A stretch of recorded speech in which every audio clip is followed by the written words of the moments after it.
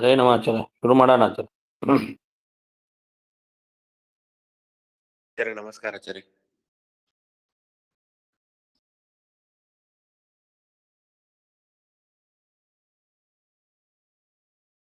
ಶ್ರೀಮನ್ ಶ್ರೀ ಗುರುಭ್ಯೋ ನಮಃ.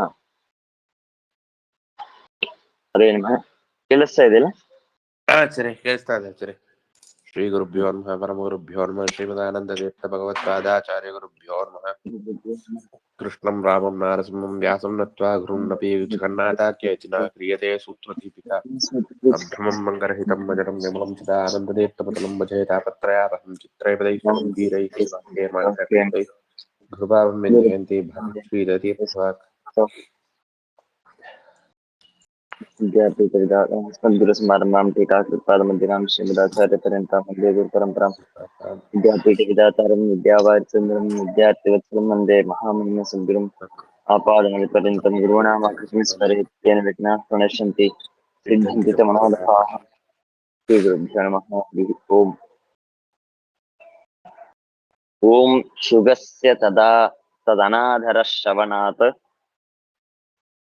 ಓಂ ಶುಗಸ್ಯ ತದನಾಧರ ಶ್ರವಣಾತ್ ತದಾದ್ರವನಾತ್ ತಥಾತ್ರವಣಾತ್ ಸೂಚ್ಯತೆ ಹಿ ಓಂ.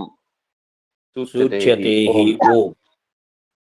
ಓಂ ಶುಗಸ್ಯ ತದನಾದರ ಶ್ರವಣಾತ್ ತದಾದ್ರವಣಾತ್ ಸೂಚ್ಯತೆ ಹಿ ಓಂ ಅಂತನ್ನುವ ಸೂತ್ರ. ಇದು ಅಪಶೂದ್ರಾಧಿಕರಣ ಅಂತ ಈ ಅಧಿಕರಣದ ಹೆಸರು. ಅಪಶೂದ್ರಾಧಿಕರಣ ಹಿಂದೆಲ್ಲ ಏನ್ ಮಾಡಿದ್ರೆ ಅಂದ್ರೆ, ಈ ವೇದ ವಿದ್ಯೋಪಾಸನೆಗಳಲ್ಲಿ ಯಾರಿಗೆ ಅಧಿಕಾರವಿದೆ, ಯಾರಿಗೆ ಅಧಿಕಾರವಿದೆ, ಯಾರಿಗಿಲ್ಲ, ಮನುಷ್ಯರಿಗೆ ಅಧಿಕಾರ ಇದೆಯೋ ಇಲ್ಲವೋ, ಹೇಗೆ ಇತ್ಯಾದಿಯಾಗಿ ಅದರ ಚರ್ಚೆಯನ್ನು ಮಾಡ್ತಾ ಬಂದಿದ್ರು.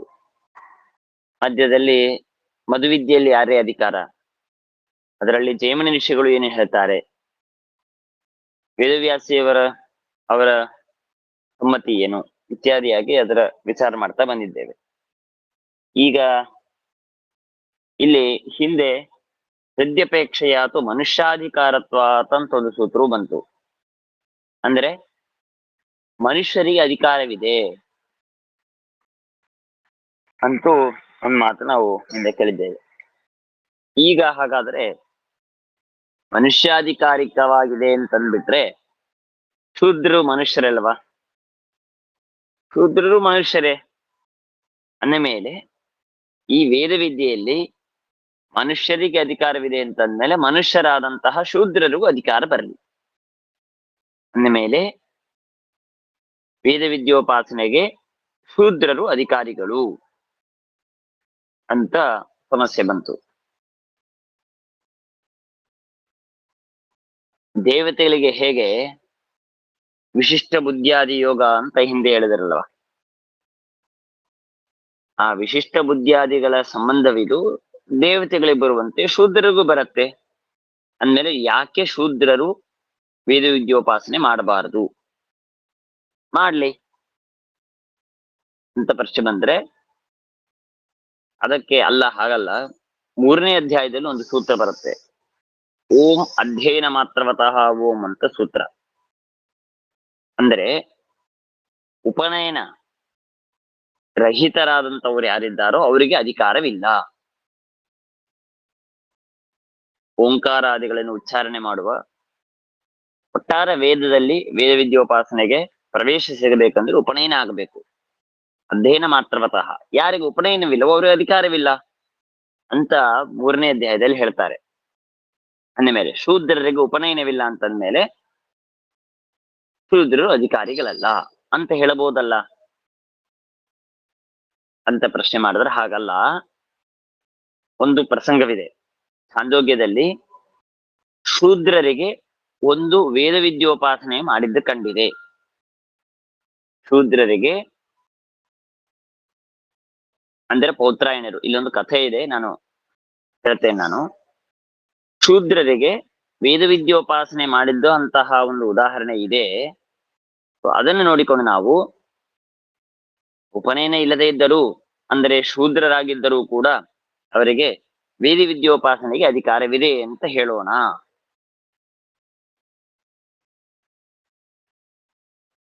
ಉಪನಯನ ಬೇಡ, ಅವರು ಬ್ರಾಹ್ಮಣ ಅಂತ ಆಗೋದು ಬೇಡ, ಶೂದ್ರರಾಗಿದ್ದರೂ ಅವರಿಗೆ ವೇದ ವಿದ್ಯೋಪಾಸನೆಗೆ ಅಧಿಕಾರವಿದೆ. ಯಾಕಿಲ್ಲ ಅಂತ ಹೇಳಬೇಕು ಅಂತ ಪ್ರಶ್ನೆ ಮಾಡಿದ್ರೆ ಅದಕ್ಕೆ ಈ ಅಧಿಕರಣದಲ್ಲಿ 2 ವಿಷಯ ಸಮರ್ಥನೆ ಮಾಡಬೇಕು. ಒಂದು, ಶೂದ್ರರಿಗೆ ಅಧಿಕಾರವಿಲ್ಲ, ಉಪನಯನಾದಿಗಳು ಇಲ್ಲ. ಅಷ್ಟೇ ಹೇಳದೇನೆ ಅವರು ಸ್ವಯಂ ಶೂದ್ರರು ಅಂದ್ಮೇಲೆ ಅವರಿಗೆ ವೇದ ವಿದ್ಯೆಯಲ್ಲಿ ಸರ್ವಥ ಅಧಿಕಾರ ಇಲ್ಲೇ ಇಲ್ಲ. ಹಾಗಾದರೆ ಛಾಂದೋಗ್ಯದಲ್ಲಿ ಒಂದು ಕಡೆಗೆ ಒಬ್ಬ ಶೂದ್ರನಿಗೆ ವೇದ ವಿದ್ಯೋಪಾಸನೆ ಮಾಡಿದ್ದು ಕಂಡಿದೆ ಅಲ್ವಾ ಅಂತ ಸಮಸ್ಯೆ ಬರುತ್ತೆ. ಆ ಸಮಸ್ಯೆಯನ್ನು ಪರಿಹಾರ ಮಾಡಬೇಕು. ಆ 2 ಕಾರ್ಯವನ್ನು ಈ ಸೂತ್ರದಲ್ಲಿ ಮಾಡುತ್ತಾರೆ. ಏನು? ಸುಗಸ್ಯ ತದ್ ಅನಾದರ ಶ್ರವಣಾತ್ ಅಂತ ಇಲ್ಲಿ ಶುಕ ಅಸ್ಯ, ಅಸ್ಯ ಅಂತನೋ ಶಬ್ದಕ್ಕೆ ಪೌತ್ರಾಯನಾಖ್ಯಸ್ಯ ರಾಜ್ಞಃ ತದನಾದರ ಶ್ರವಣಾತ್ ಹಂಸಕೃತಸ್ಯ ಕಂಬರ ಏನಂ ಏತತ್ ಸತ್ಯಂ ಅಂತ ಮುಂದಿನ ವಾಕ್ಯ. ಇತಿ ಅನಾದರಸ್ಯ ಶ್ರವಣಾತ್ ನಿಮಿತ್ತಾತ್ ಶುಕ ಶೋಕಃ. ಏನು? ಶುಕ್ ಅಸ್ಯ, ಅಸ್ಯ ಅಂತನೋ ಶಬ್ದಕ್ಕೆ ಪೌತ್ರಾಯನ ಅಂತನೋ ರಾಜ. ಆ ಪೌತ್ರಾಯನ ಎನ್ನುವಂತಹ ರಾಜನಿಗೆ ಏನಾಗಿದೆ ಅಂದ್ರೆ ಶುಕ್, ಶುಕ್ ಅಂದ್ರೆ ಶೋಕ, ದುಃಖವಾಗಿದೆ. ಯಾಕೆ? ತದ್ ಅನಾದರ ಶ್ರವಣಾತ್. ತದ್ ಅನಾದರ ಶ್ರವಣಾತ್ ಅಂದ್ರೆ ಈಗ ಆದರ ಅಂತರೋ ಶಬ್ದಕ್ಕೆ ಅರ್ಥವೇನೆಂದ್ರೆ ಯಾರಾದ್ರೂ ಅತಿಥಿಗಳು ಬಂದಿದ್ದಾರೆ, ಅವ್ರು ಚೆನ್ನಾಗಿ ಆದರ ಸತ್ಕಾರ ಮಾಡಿ ಅಂತಂತೇವೆ. ಅನಾದರ ಅಂತಂದ್ರೆ ಅವರ ತಿರಸ್ಕಾರ. ಅವನೇನ್ ದೊಡ್ಡ, ಅವನ್ಯಾಕೆ ನಮ್ಮ ಮನೆಗೆ ಬರ್ಬೇಕು, ಹೊರಗಾಕವನ್ನ ಅಂತ ನಾವೇನು ಹೀಗೆ ಮಾಡ್ತೇವಲ್ಲ ಅದಕ್ಕೆ ಅನಾದರ ಅಂತ ಹೇಳೋದು. ಹಾಗೆ ಪೌತ್ರಾಯನರಿಗೆ, ಪೌತ್ರಾಯನ ಅಂತನ್ನುವ ರಾಜರಿಗೆ ಏನಾಗಿದೆ ಅಂದ್ರೆ ಅನಾದರವಾಗಿದೆ. ಯಾರಿಂದ ಅನಾದರ? ಹಂಸದಿಂದ, ದೇವಲೋಕದ ಹಂಸ. ಆ ದೇವಲೋಕದ ಹಂಸದಿಂದಾಗಿ ಅನಾದರವನ್ನು ಮಾಡಿದ್ದು ಕೇಳಿದ್ದಾರೆ, ಕೇಳಿಸಿಕೊಂಡು ಪೌತ್ರಾಯನರಿಗೆ ದುಃಖವಾಗಿದೆ. ಇಷ್ಟು ಶುಗಸ್ಯ ತದನಾದರ ಶ್ರವಣಾತ್ ಅಂತ ಅನ್ನೋದು ಈ ಶಬ್ದದ ತಾತ್ಪರ್ಯ. ಇಲ್ಲಿ ಏನು ಅನಾದರ ಏನಾಗಿದೆ ಅಂತಂದ್ರೆ, ಕೇಳಿಸ್ತಾ ಇದೆಲ್ಲ? ಆಚಾರ್ಯ ಕೇಳಿಸ್ತಾ ಇದೆ ಆಚಾರ್ಯ. ಇಲ್ಲಿ ಒಂದು ಸಣ್ಣ ಕಥೆ ಇದೆ. ಏನು? ಪೌತ್ರಾಯನ ರಾಜ ಯಾರಿದು, ಅವರಿಗೆ ಏನ್ ಅನಾದರವಾಯ್ತು, ಯಾವ ಪ್ರಸಂಗ ಅಂತಂದ್ರೆ, ಒಂದು ಸಲ ಸ್ವಲ್ಪ ಇದು ಸಂಕ್ಷೇಪ ಹೇಳ್ತೇನೆ, ದೊಡ್ಡ ಕಥೆ ಇದೆ, ಉಪನಿಷತ್ನಲ್ಲಿ ಬರುವಂತ ಕಥೆ. ಪೌತ್ರಾಯಣ ರಾಜರು ಒಂದು ಸಲ ಅವರು ಈ ಮೊಟ್ಟ ಮಾಡಿ ಅಂತ ನೋಡಿ ಮೇಲೆ ಮನೆ ಮೇಲೆ ಮಲಗಿರ್ತಾರೆ, ಅಂದ್ರೆ ಆಕಾಶವನ್ನು ನೋಡ್ತಾ ಮೇಲೆ ಇರ್ತಾರೆ. ಆ ಸಮಯದಲ್ಲಿ ದೇವಲೋಕದ ಹಂಸ ಪಕ್ಷಿ, ಆ ಹಂಸ ಪಕ್ಷಿ ಹಾರ್ತಾ ಬರುತ್ತೆ. ಹಾರ್ತಾ ಬರ್ತಾ ಇರುವಾಗ ಸಾಮಾನ್ಯವಾಗಿ 2 ಪಕ್ಷಿ ಬಂತು. 2 ಪಕ್ಷಿ ಬಂದಾಗ ಮುಂದೆ ಇರುವಂತ ಒಂದು ಪಕ್ಷಿ ಹಾರ್ತಾ ಇದೆ, ಹಿಂದೆ ಮತ್ತೊಂದು ಪಕ್ಷಿ ಹಾರ್ತಾ ಬರ್ತಾ ಇದೆ. ಆಗ ಈ ಪೌತ್ರಾಯನರು ಯಾರಿದ್ದಾರೆ, ಇವರ ತಲೆಯ ಮೇಲೆ ಅಂದ್ರೆ ಇವ್ರ ಮೇಲೆ ಹಾರ್ತಾ ಬಂದಿದೆ. ಆಗ ಹಿಂದಿರುವಂತ ಒಂದು ಪಕ್ಷಿ ಹೇಳುತ್ತೆ, ಹಂಸ ಪಕ್ಷಿ, ದೇವಲೋಕದ ಪಕ್ಷಿ, ಅಲ್ಲಿ ಹಾರ್ಬೇಡ, ತೇಜಸ್ವಿಗಳಾದಂತಹ ಪೌತ್ರಾಯನರಿದ್ದಾರೆ, ಅಲ್ಲಿ ಮಹಾನ್ ಭಾವರಿದ್ದಾರೆ, ಅವ್ರ ಮೇಲೆ ಬೇಡ, ಬೇರೆ ಕಡೆ ಸೈಡ್ ಇಂದ ಹೋಗೋಣ ಅಂತ ಇಷ್ಟು ಸೂಚನೆಯನ್ನು ಒಂದು ಪಕ್ಷಿ ಕೊಡುತ್ತೆ. ಇಷ್ಟು ಕೊಟ್ಟಾಗ ಅವಾಗ ಏನಾಯ್ತು ಅಂತಂದ್ರೆ, ಆಗ ಬಂದಂತ ವಾಕ್ಯ ಇದು, ಕಂಬರ ಏನಂ ಏತತ್ ಸತ್ಯಂ ಇತ್ಯಾದಿಯಾಗಿ ಆ ಹಂಸ ತಾನು ಹೇಳುತ್ತೆ. ಏನಂತ? ಇದೇನ್ ದೊಡ್ಡವರು, ಇವರೇನ್ ದೊಡ್ಡ ಮಹಾನುಭಾವರು, ಇವರೇನ್ ದೊಡ್ಡವರಲ್ಲ, ಇವರೇನ್ ರೈಕ್ವರಾಯವರು ಅಂತ ಅಂದ್ಬಿಡುತ್ತೆ. ಅಂದ್ರೆ ರೈಕ್ವ ಅಂತನೂ ಮತ್ತೊಬ್ಬರು ಮಹಾ ತೇಜಸ್ವಿಗಳು, ಉತ್ತಮರಾದಂತಹ ಮಹಾನುಭಾವರು. ಅದಕ್ಕೆ ಹಂಸ ಹೇಳುತ್ತೆ, ಇವರೇನ್ ದೊಡ್ಡ ರೈಕ್ವರಾಯವರು, ಮತ್ತೆ ಇವ್ರ ಮೇಲೆ ಮಹಾ ತೇಜಸ್ವಿಗಳು, ಪರಾಕ್ರಮಿಗಳು, ಹಾಗೆ ಹೀಗೆ ಅಂತ ಇದ್ರಿ, ಇವರು ರೈಕ್ವರಲ್ಲ ಇವರು ಅಂತ ಇಷ್ಟು ಮಾತನ್ನು ಮುಂದೆ ಹಾರುವಂತಹ ಹಂಸ ಪಕ್ಷಿ ಹೇಳ್ಬಿಡುತ್ತೆ. ಇದು ಆ ಪೌತ್ರಾಯಣ ರಾಜರಿಗೆ, ಕೆಳಗೆ ಮಲಗಿದಂತಹ ಪೌತ್ರಾಯಣರಿಗೆ ಅದು ಕಿವಿಯಲ್ಲಿ ಕೇಳಿಸತ್ತೆ. ಏನೋ ಮಹಾನುಭಾವರು ಅಂತ ಅಂದಿದೆ ಮತ್ತೊಂದು ಪಕ್ಷಿ, ಹೌದಾ ಹಾಗೆ ಹೀಗೆ ಅಂತ ಹೇಳಿ ಸುಮ್ನೆ ಹಾಗೆ ಕೇಳಿಸ್ಕೊಂಡು ಹೋಗ್ಬಿಟ್ಟಿದ್ರೆ ಬೇರೆ. ಇವರೇನ್ ದೊಡ್ಡ ರೈಕ್ವರ ಇವರು ಅಂತನ್ನುವ ಮಾತನ್ನು ಸಾಮಾನ್ಯವಾಗಿ ನಮ್ಮಂಥವ್ರಿಗೆ ಏನಾಗತ್ತೆ, ನಮ್ ಮುಂದೆ ಇನ್ನೊಬ್ಬರ ಸ್ತೋತ್ರ ಮಾಡಿದಾಗ ಏನ್ ಅವ್ರು ಇವನೇನ್ ದೊಡ್ಡವನು ಮತ್ತೊಬ್ಬ ದೊಡ್ಡವನಿದ್ದಾನೆ ಹಾಗೆ ಹೀಗೆ ಅಂತಂದ್ರೆ ಆವಾಗ ಸಮಸ್ಯೆ ಆಗತ್ತೆ. ಈ ನನ್ಕಿಂತ ದೊಡ್ಡವರಿದ್ದಾರಾ ಅಂತ ಹುಚ್ಚು ಜನ ಹೀಗೆ ವಿಚಾರ ಮಾಡ್ತಾರೆ. ಹಾಗೆ ಈ ಪೌತ್ರಾಯಣರಿಗೆ ಇನ್ ರೈಕ್ವರ ಇವರು ಅಂತ ಕೇಳಿದಾಗ ಯಾರದು ರೈಕ್ವ ಅಂದ್ರೆ ಅವರ ಸಾಮರ್ಥ್ಯ ಏನಿದೆ, ಹಾಗಾದ್ರೆ ನಾನು ಅವ್ರಿಗೆ ಏನಂತ ನಾನು ತಿಳಿದುಕೊಳ್ಳಬೇಕು. ಅವರ ಸಾಮರ್ಥ್ಯ ಏನು, ಪಕ್ಷಿಗಳು ಕೊಂಡಾಡತ್ತೆ ರೈಕ್ವರನ್ನ ಅಂದ್ರೆ ಅಂಥವ್ರು ಯಾರು, ಅವ್ರು ಯಾರು ಅಂತ ನಾನು ತಿಳಿದುಕೊಳ್ಳಬೇಕು ಅಂತ ಹೇಳಿ ಪೌತ್ರಾಯಣರು ಹುಡುಕೋದಕ್ಕೆ ಹೊರಡ್ತಾರೆ. ಎಲ್ಲಿದ್ದಾರೆ ಅವರು ರೈಕ್ವರು ಅಂತನೋರು, ಯಾವ ದೇಶದಲ್ಲಿದ್ದಾರೆ, ಎಲ್ಲಿದ್ದಾರೆ, ನಾವು ಅವರ ಭೇಟಿ ಆಗಬೇಕು ಅಂತ ಪೌತ್ರಾಯಣರು ಹೊರಡ್ತಾರೆ. ಎಲ್ಲ ಕಡೆಗೆ ಸಂಚಾರ ಮಾಡ್ತಾರೆ, ಮಾಡಿ ಕೊನೆಗೆ ಈ ಕಾಶ್ಮೀರ ಪ್ರದೇಶದೊಳಗೆ ಅಲ್ಲಿ ಅವ್ರು ಇರ್ತಾರೆ ಅಂತ ಸೂಚನೆ ಆಗತ್ತೆ. ಅವಾಗ ಅವ್ರು ಹೋಗ್ತಾರೆ. ಇವರು ಪೌತ್ರಾಯಣರು ದೊಡ್ಡ ರಾಜರಾದದ್ದರಿಂದಾಗಿ ಅವರು ನೇರವಾಗಿ ಆ ಪ್ರದೇಶಕ್ಕೆ ಹೋಗ್ತಾರೆ. ಹೋದಾಗ ರೈಕ್ವರು ನೋಡಿದ್ರೆ ಅವರು ಒಂದು ದನದ ಬಂಡಿ, ಚಕಡಿ ಬಂಡಿ ಅದ್ರ ಕೆಳಗೆ ಕೂತಿರ್ತಾರೆ. ಈ ಗಂಡು ಏನ ಅಂದ್ರೆ ತುರಿಸೋದು, ಮೈಯನ್ನು ತುರಿಸ್ತಾ ಆ ಬಂಡಿ ಕೆಳಗೆ ಕೂತಿರ್ತಾರೆ. ಅವಾಗ ಈ ಪೌತ್ರಾಯಣರು ಬರ್ತಾರೆ. ಬಂದು ನೇರವಾಗಿ ನೀವೇ ರೈಕ್ವರ ಅಂತೆಲ್ಲ ಆಗುತ್ತೆ. ಸ್ವಾಮಿ ಇಷ್ಟೆಲ್ಲ ಹಿಂದೆ ಆಗಿದ್ದ ಕಥೆಯನ್ನು ಹೇಳ್ತಾರೆ. ಇಷ್ಟೆಲ್ಲ ಪಕ್ಷಿಗಳು ನಿಮ್ಮನ್ನು ಕೊಂಡಾಡತ್ತೆ ಅಂದ್ರೆ ನಿಮ್ಮ ಸಾಮರ್ಥ್ಯವೇನು ಸ್ವಾಮಿ, ನಿಮಗೆ ಹೇಗಿಷ್ಟೆಲ್ಲ ನಿಮಗೆ ಒಂದು ಸಾಮರ್ಥ್ಯ ಬಂತು ಹಾಗೆ ಹೀಗೆ ಅಂತ ಕೇಳಿದಾಗ, ಇಲ್ಲ ನಾನು ವೇದ ವಿದ್ಯೋಪಾಸನೆ ಮಾಡ್ತೇನೆ ಹಾಗಾಗಿ ಅವ ಏನು ಅಂತ ಕೇಳಿದಾಗ, ಆ ಸ್ವಾಮಿ ನನಗೂ ಆ ತತ್ವವನ್ನು ಉಪದೇಶ ಮಾಡ್ಬೇಕು ಅಂತ, ತತ್ವೋಪದೇಶವನ್ನು ನೀವು ಮಾಡಬೇಕು ಅಂತ ಇಷ್ಟು ನನಗೆ ತುಂಬಾ ಆಸೆ ಆಗಿದೆ, ಮಾಡ್ಬೇಕು ಸ್ವಾಮಿ. ಮಾಡಲ್ಲ ಅಂತಂತಾರೆ. ಅವಾಗ ಅವ ರಾಜನಾದದ್ದರಿಂದಾಗಿ ಅವನ್ ಹೇಳ್ತಾನೆ, ಇಲ್ಲ ಸ್ವಾಮಿ ಇಷ್ಟು ಸಂಪತ್ತನ್ನು ನಾನು ನಿಮಗೆ ದಾನವಾಗಿ ಕೊಡ್ತೇನೆ, ನೀವು ನಮಗೆ ವಿದ್ಯೋಪದೇಶ ಮಾಡ್ಬೇಕು ನೀವು ಅಂತ ತುಂಬಾ ಪ್ರಾರ್ಥನೆ ಮಾಡ್ತಾನೆ. ಮಾಡಿದಾಗ ಆದ್ರೂ ಮಾಡೋದಿಲ್ಲ, ಎಷ್ಟು ಪ್ರಾರ್ಥನೆ ಮಾಡಿದ್ರು ತತ್ವೋಪದೇಶ ಮಾಡೋದಿಲ್ಲ. ಅವಾಗ ಸರಿ ಆಯ್ತು ಅಂತೇಳಿ ಪೌತ್ರಾಯಣ ಮತ್ತೆ ವಾಪಸ್ ಹೋಗ್ಬಿಡ್ತಾನೆ. ಮತ್ತೆ ವಾಪಸ್ ಹೋದ ಮೇಲೆ ಆಗ ಏನಾಗತ್ತೆ ಅಂದ್ರೆ ಪೌತ್ರಾಯಣರು ಇನ್ನು ಅನೇಕ ಸಂಪತ್ತುಗಳನ್ನು ತಗೊಂತಾರೆ, ತಮ್ಮ ಮಗಳನ್ನು ತಗೊಂತಾರೆ ಕರ್ಕೊಂಡು, ಎಲ್ಲದಿಂದ ಸಹಿತವಾಗಿ ಮತ್ತೆ ರೈಕ್ವರ ಹತ್ರ ಹೋಗ್ತಾರೆ. ಹೋದಾಗ ಆಗ ಪ್ರಾರ್ಥನೆ ಮಾಡ್ತಾರೆ, ಸ್ವಾಮಿ ಇಷ್ಟೆಲ್ಲ ಸಂಪತ್ತು ಕೊಡ್ತೇನೆ, ನನ್ನ ಮಗಳನ್ನ ನಿಮಗ್ ಮದುವೆ ಮಾಡಿ ಕೊಡ್ತೇನೆ ಹಾಗೆ ಹೀಗೆ ಎಲ್ಲ ಅನೇಕ ಪ್ರಾರ್ಥನೆ ಮಾಡ್ತಾನೆ. ಸರಿ ಆಯ್ತು ಪಾಪ ಅನೇಕ ಪ್ರಾರ್ಥನೆ ಮಾಡ್ತಾ ಇದ್ದಾನೆ ಅಂತ ಹೇಳಿ ಆಯ್ತು ಉಪದೇಶ ಮಾಡೋಣ ಅಂತ ಹೇಳಿ ರೈಕ್ವರು ಏನ್ ಮಾಡ್ತಾರೆ, ಉಪದೇಶ ಮಾಡುವಾಗ ಮೊದಲಿಗೆ ಸಹ ಸಂಜಿಹಾನ ಏವ ಕ್ಷತ್ತಾರಂ ಸಹ ಸಂಜೀವಾನ ಏವ ಕ್ಷತ್ತಾರಂ ಉವಾಚ ಇತ್ಯಾದಿಯಾಗಿ ಉಪದೇಶ ಮಾಡ್ತಾ ಇರುವಾಗ ಅದಕ್ಕೆ ಸಂವರ್ಗ ವಿದ್ಯೆ ಅಂತಂತಾರೆ. ಆ ವೇದದಲ್ಲಿ ಬರುವಂತಹ ಒಂದು ಸಂವರ್ಗ ವಿದ್ಯೆಯನ್ನು ಉಪದೇಶ ಮಾಡಬೇಕು. ಮಾಡುವ ಸಮಯದಲ್ಲಿ ಶೂದ್ರ ಅಂತ ಸಂಬೋಧನೆ ಮಾಡಿದ್ರು. ಯಾರಿಗೆ? ಪೌತ್ರಾಯಣರಿಗೆ ಶೂದ್ರ ಅಂತ ಹೀಗೆ ಒಂದು ಸಂಬೋಧನವನ್ನು ಮಾಡಿದ್ರು. ಅಂದ್ರೆ ಈಗ ನೀವು ಬಂದಿದ್ರ, ನೀವು ಬ್ರಾಹ್ಮಣರೇ ಬನ್ನಿ ಕೂತ್ಕೊಳ್ಬೇಕು ಅಂತಂತೇವೆ. ಹಾಗೆ ಈ ರೈಕ್ವರು ಉಪದೇಶ ಮಾಡುವಾಗ ಶೂದ್ರ ಅಂತ ಇಷ್ಟು ಸಂಬೋಧನೆ ಮಾಡಿ ನಿಮಗೆ ನಾನು ಈ ತತ್ವ ಉಪದೇಶ ಮಾಡ್ತೇನೆ ಅಂತ ಮಾಡ್ತಾರೆ. ಹಾಗಾದ್ರೆ ಏನಾಯ್ತು, ಈಗ ಪೌತ್ರಾಯಣರನ್ನು ರೈಕ್ವರು ಶೂದ್ರ ಅಂತ ಕರೆದಿದ್ದಾರೆ. ಮೊದಲನೆಯದ್ದು ಹಂಸ ಪಕ್ಷಿ ಅನಾದರ ಮಾಡಿದೆ, ಇವನೇನು ರೈಕ್ವರ ಇವರು ಅಂತ ಹೇಳಿ ಅಲ್ಲಿ ಅನಾದರ. ಆಮೇಲೆ ಇವರು ಶೂದ್ರ ಅಂತ ಸಂಬೋಧನೆ ಮಾಡಿದ್ದಾರೆ. ಶೂದ್ರ ಅಂತ ಹೇಳೋದು ಅಷ್ಟೇ ಹೇಳದೇನೆ ವೇದ ವಿದ್ಯೆಯನ್ನು, ಸಂವರ್ಗ ವಿದ್ಯೆಯನ್ನು ಉಪದೇಶ ಮಾಡಿದ್ದಾರೆ.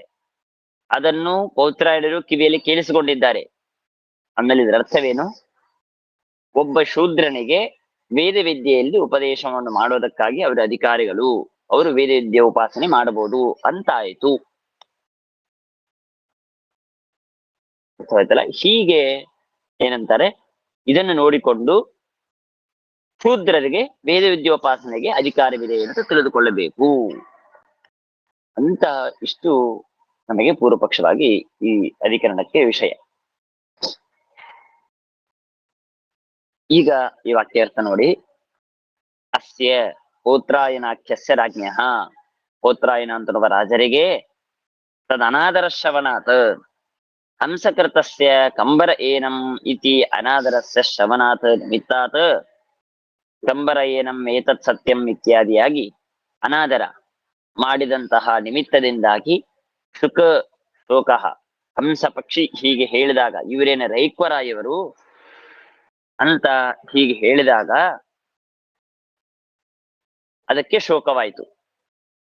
ತಥಾಪಿ ಕುತಃ ಶೋಕಃ, ಅಲ್ಲರಿ ಇವರ ಮುಂದೆ ಇವರೇನು ರೈಕ್ವರಾಯವರು ಅಂತ ಕೇಳಿದ್ದಕ್ಕಾಗಿ ಇವರು ಶೋಕ. ಅಷ್ಟಿದ್ರು ಯಾಕೆ ದುಃಖ ಆಗಬೇಕು? ಯಾಕೆ ಅವರಿಗೆ ಇದರಿಂದ ದುಃಖವಾಗಬೇಕು ಅವರಿಗೆ? ಇತ್ಯತಃ ಉಕ್ತಂ ಸೂಚ್ಯತೆ ಹಿ, ಸೂತ್ರದ ಕೊನೆಯ ಶಬ್ದ ಸೂಚ್ಯತೆ ಹಿ. ಹಿ ಅಂತನೋ ಶಬ್ದಕ್ಕೆ ಯಸ್ಮಾತ್ ಅಂತ ಅರ್ಥ. ಅಂದ್ರೆ ಯಸ್ಮಾತ್ ಯಾವ ಕಾರಣ, ಸಹಿ ಸಂಜಿಹಾನ ಏವ ಕ್ಷತ್ತಾರಂ ಉವಾಚ, ಸಹಿ ಸಂಜಿಹಾನ ಏವ ಕ್ಷತ್ತಾರಂ ಉವಾಚ ಇತ್ಯಾದಿಯಾಗಿ ಛಾಂದೋಗ್ಯದಲ್ಲಿ ಏನ್ ಮಾಡಿದ್ದಾರೆ ಅಂದ್ರೆ ಉತ್ತರ ವಾಕ್ಯದಲ್ಲಿ ಅಂದ್ರೆ ಕಂಬರ ಏನಂ ಏತತ್ ಸತ್ಯಂ ಅಂತನ್ನುವ ವಾಕ್ಯದ ಮುಂದಿನ ವಾಕ್ಯದಲ್ಲಿ ಸೂಚ್ಯತೆ ಅಂದ್ರೆ ತಥಾ ಜ್ಞಾಯತೆ,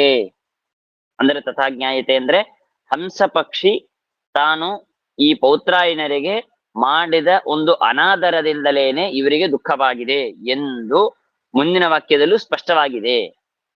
ಅದ್ ಬೇರೆ ಏನೋ ಕಾರಣಕ್ಕೆ ದುಃಖವಾಗಿದೆ ಅಂತಲ್ಲ, ಅಥವಾ ಈ ಹಂಸ ಪಕ್ಷಿ ಏನೋ ಹೋಗ್ತಾ ಇರುವಾಗ ಇವರಿಗೆ ಇನ್ನೇನೋ ಸಮಸ್ಯೆ ಆಗಿತ್ತು ಅದಕ್ಕೆ ಅವರಿಗೆ ದುಃಖವಾಗಿತ್ತು ಅಂತಲ್ಲ. ಸೂಚ್ಯತೇಹಿ, ಇದೇ ಕಾರಣಕ್ಕೆ ಹಂಸ ಪಕ್ಷಿ ಮಾಡಿದಂತಹ ಒಂದು ಅನಾದರದಿಂದಲೇನೆ ದುಃಖವಾಗಿದೆ ಪೌತ್ರಾಯನರಿಗೆ.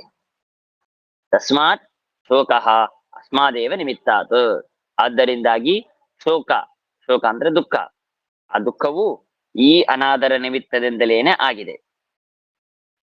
ಇದು ಒಂದಾಯ್ತು. ನಾನು ಕಥೆಯೆಲ್ಲ ಹೇಳಿದ್ದೇನೆ ಮಧ್ಯದಲ್ಲಿ.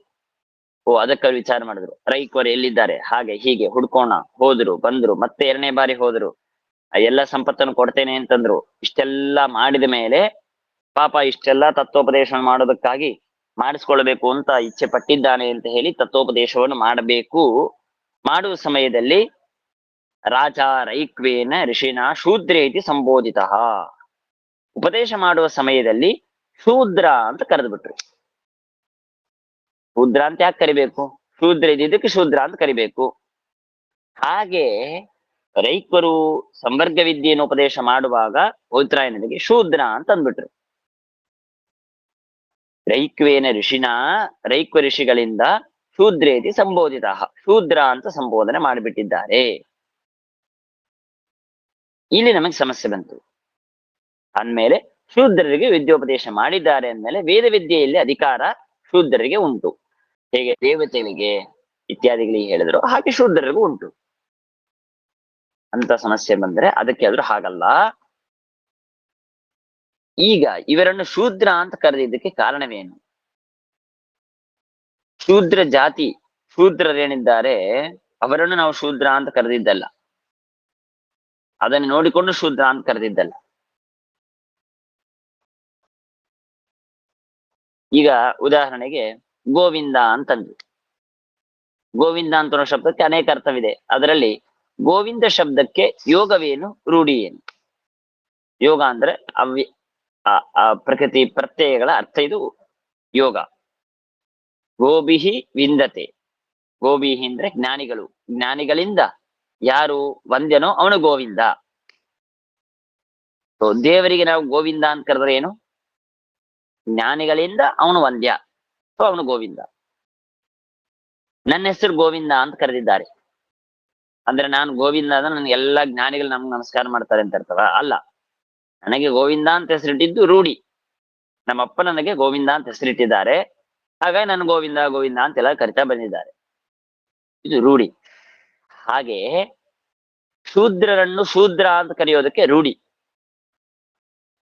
ಆದರೆ ಪೌತ್ರಾಯನರಿಗೆ ರೈಕ್ವರು ಏನು ಶೂದ್ರ ಅಂತ ಕರೆದಿದ್ದಾರೆ, ಇದು ರೂಢಿಯಲ್ಲ. ರೂಢಿಯಾಗಿದ್ರೆ ಅವರು ಶೂದ್ರ ಜಾತಿಯಲ್ಲಿ ಬಂದವರು ಅಂತ ಅಭಿಪ್ರಾಯ. ಆದರೆ ಪೌತ್ರಾಯನನ್ನು ಶೂದ್ರ ಅಂತ ಕರೆದಿದ್ದಕ್ಕಾಗಿ ರೂಢಿಯಲ್ಲ. ಹಾಗಾದ್ರೆ ಯೋಗ ಏನ್ ಯೋಗ? ಶೂದ್ರ ಅಂತ ಕರೆಯೋದಕ್ಕೇನು? ಅದಕ್ಕೆ ಸೂತ್ರದಲ್ಲಿ ಮಧ್ಯದಲ್ಲಿ ಒಂದು ಶಬ್ದ ತದಾದ್ರವನಾಥ್ ಅಂತನೋ ಶಬ್ದ ಇದೆ. ತದಾದ್ರವನಾಥ್ ಅಂತಂದ್ರೆ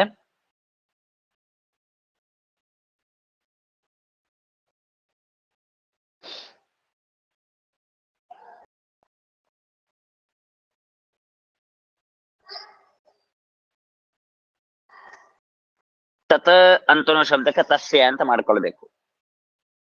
ತಸ್ಯ ಅಂತ ಮಾಡ್ಕೊಂಡು ಆ ಅಂತನೋ ಶಬ್ದಕ್ಕೆ ಸಮ್ಯಕ್ ಅಂತ ಅರ್ಥ.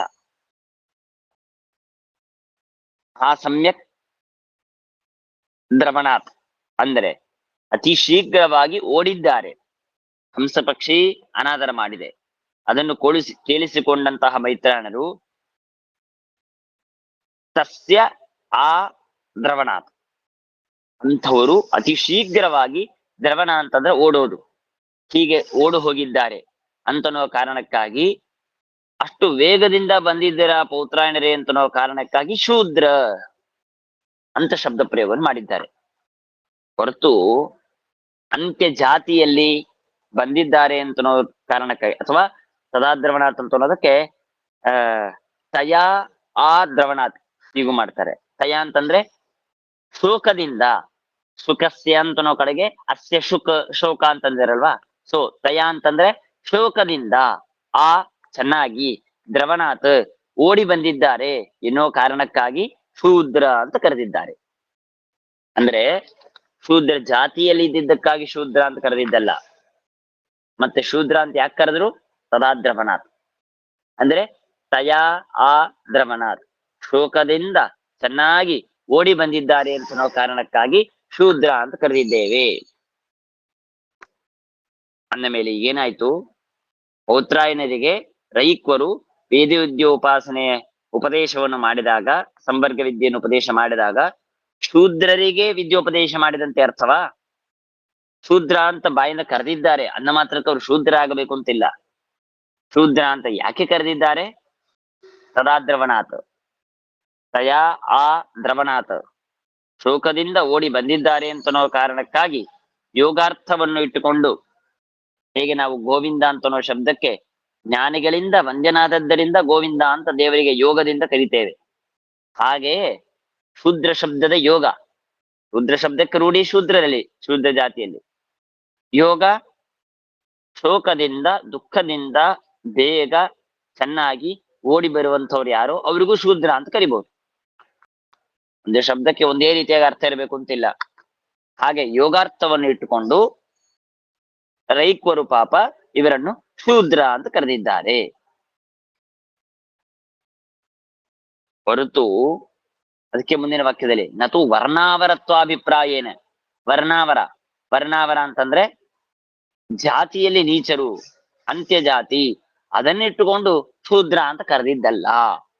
ಅಂದ್ಮೇಲೆ ಇದನ್ನು ನೋಡಿಕೊಂಡು ನೀವು ಉತ್ತರಾಯಣರು ಶೂದ್ರರು ಅಂತ ಶೂದ್ರ ಅಂತ ಕರೆದಿದ್ದಾರೆ ಅಂದ್ಮೇಲೆ ಅವರು ಶೂದ್ರ ಇರಬೇಕು, ರೂಢಿಯನ್ನಿಟ್ಟುಕೊಂಡು ಅವರಿಗೆ ಸಂವರ್ಗ ವಿದ್ಯೆಯನ್ನು ಉಪದೇಶ ಮಾಡಿದ್ದಾರೆ. ಇದನ್ನು ತಿಳಿದುಕೊಂಡು ಒಂದು ಉದಾಹರಣೆ ಇಟ್ಟುಕೊಂಡು ಎಲ್ಲ ಶೂದ್ರರಿಗೆ ವೇದ ವಿದ್ಯೆಯಲ್ಲಿ ಉಪಾಸನೆ ಮಾಡೋದಕ್ಕೆ ಅಧಿಕಾರವಿದೆ ಅಂತ ಹೀಗೆ ಅಪಾರ್ಥವನ್ನು ಮಾಡಿಕೊಳ್ಳಬಾರದು. ಅಂದ ಮೇಲೆ ಶೂದ್ರರಿಗೆ ಅಧಿಕಾರ ಸರ್ವತಾ ಇಲ್ಲ, ಅವರು ಮನುಷ್ಯರಾಗಿದ್ದರು.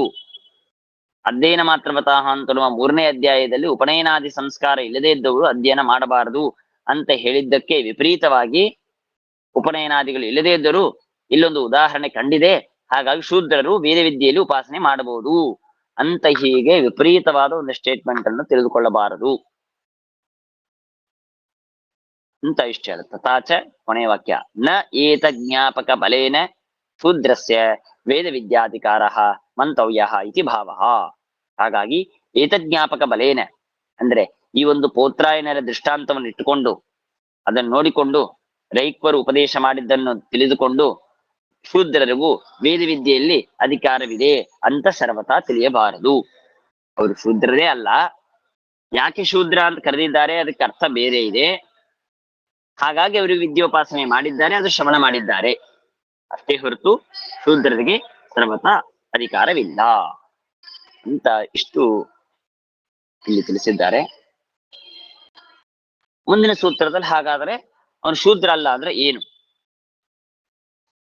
ಆ ಶೂದ್ರ ಶಬ್ದಕ್ಕೆ ರೂಢಿ ಯಾಕೆ ತೆಗೆದುಕೊಳ್ಳಬಾರದು, ಯೋಗವನ್ನೇ ಯಾಕೆ ತಗೊಂತಾ ಇದ್ದೀರಾ ನೀವು ಇತ್ಯಾದಿ ಪ್ರಶ್ನೆ ಬರುತ್ತೆ. ಅದನ್ನು ಮುಂದಿನ ಸೂತ್ರ ವಿಚಾರ ಮಾಡ್ತಾರೆ. ನಾಳೆ ವಿಚಾರ ಮಾಡೋಣ. ಅರ್ಥ ಆಯ್ತಲ್ಲ? ಸ್ವಲ್ಪ ಇಲ್ಲಿ ಕಥೆ ಎಲ್ಲ ಇದೆ, ಅದಕ್ಕೆ ಸ್ವಲ್ಪ ಹಿಂಗಾಗಿದೆ. ಆಯ್ತು ಆಯ್ತು. ನಮಸ್ಕಾರ.